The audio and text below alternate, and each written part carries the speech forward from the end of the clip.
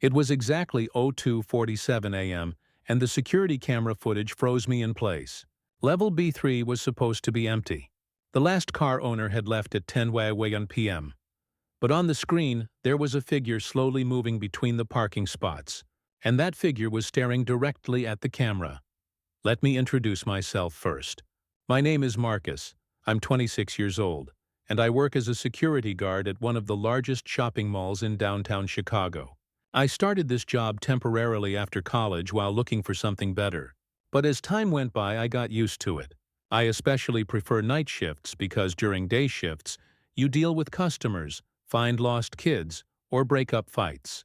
On night shifts, you mostly just sit in the security room watching cameras, do hourly patrols, and most of the time, nothing happens. I'd been working at this mall for about 2 years. The building is a massive structure, a 7-story shopping center with a 4-level underground parking garage beneath it. Ground level, B1, B2, and B3 at the very bottom. B3 is the least used level because you have to go down 3 floors to get there, and most people prefer parking on the upper levels. That's why B3 is usually completely empty, especially on weeknight evenings. That night was a Tuesday. Since it was a weekday, the mall had closed at 10:01 p.m. As the security team, there were 3 of us. Another security guard, Jake, was patrolling the ground floor and the shopping levels. My other colleague, Derek, was checking the technical rooms and generator area. And I was in the security room monitoring the live feeds from all 64 security cameras. The security room was on B1 level, close to the parking garage entrance. A small but functional room. Inside there were 3 large monitors, radios, recording equipment, and a small refrigerator. I'd usually sit there watching the cameras while also watching shows on my phone or playing games. That night was no different. It was around 02:30 a.m. As I got up to make coffee, I glanced at one of the monitors. A routine check. B1 and B2 cameras showed normal. Empty parking spots, dim neon lights, and no movement. Then I looked at the B3 camera, and that's when everything changed. It was exactly 02:47 a.m., and there was a figure on the screen, wearing a long black coat, slowly moving between the parking spaces. Head down, hands swinging by their sides, but their walk was strange, like they were searching for something, bending down to look under cars, then standing up and continuing to walk. I put down my coffee cup and looked closer at the monitor.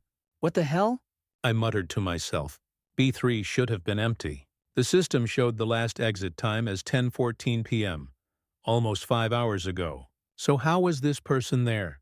I immediately grabbed the radio and called Jake. "Hey man, we have a situation here." "There's someone on B3, Jake responded, his voice sounding tired. "What, on B3? You sure? Check the system, are there any vehicles there?" I checked the entry-exit records on the computer. The system showed no registered vehicles on B3. "No, there's no record in the system, but there's someone on camera walking around, wearing a coat, moving between cars." "All right, stay calm.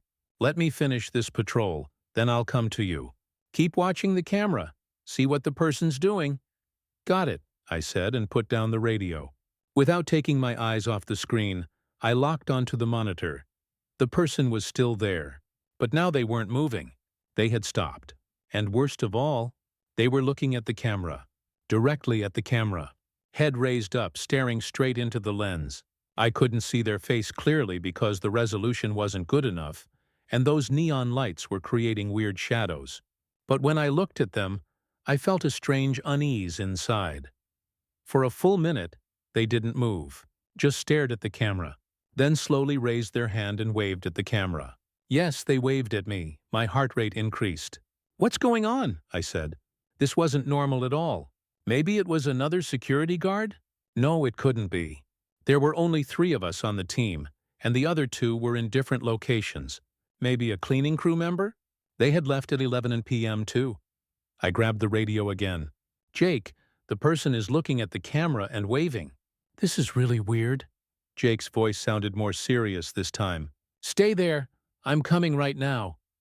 I returned to the person's image, but the screen was empty. The person was gone. What? I immediately checked the other B3 cameras. There were 2 more cameras there. One showed nothing. But on the other, they were there. This time deeper into the parking area, almost near the wall. And they were doing something. I zoomed in. The person was bent toward the wall, scratching something with their hands. They had a tool in their hands, maybe a knife or scraping tool, making scratching motions on the wall, and with each scratch, I could almost hear a strange sound. Of course, I couldn't actually hear it because the cameras had no audio, but I could imagine the sound, like nails scraping on a chalkboard, a disturbing sound. A minute later, Jake burst through the security room door. "Where's this person?" he asked out of breath.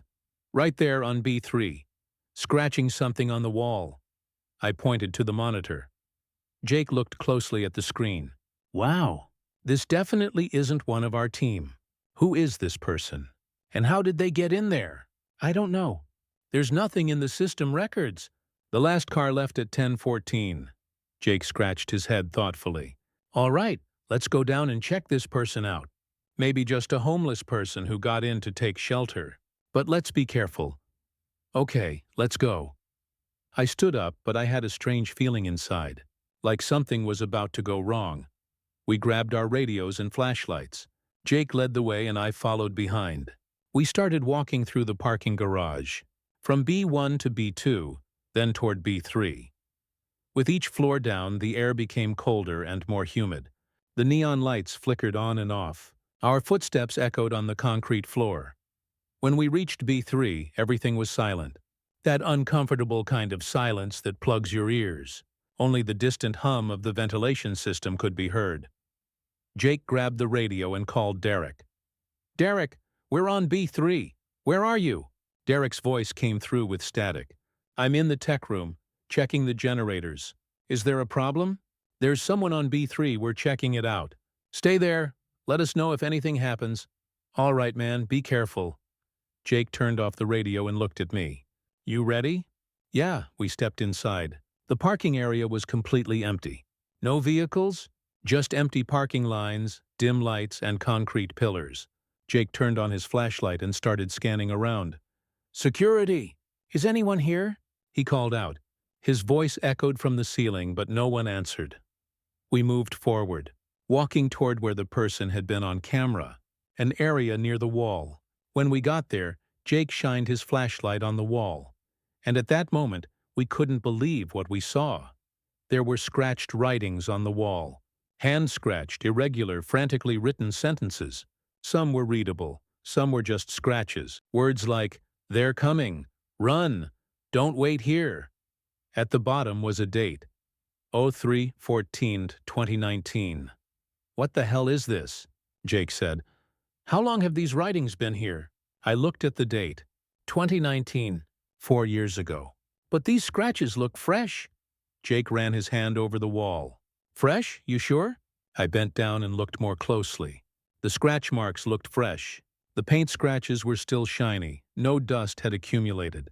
Like they'd just been made. "Jake, on camera, the person was scratching something here. Maybe they were continuing to write these messages. So where's that person now?" Jake looked around. "There's no exit from here, only stairs going up." Right then, I heard a sound from far away. A door closing. A metallic sound, echoing noise. We both froze. "Did you hear that?" I whispered. "Yeah." Came from the stairwell. Jake immediately grabbed the radio. "Derek, Derek, are you there?" Static. No answer. "Derek!"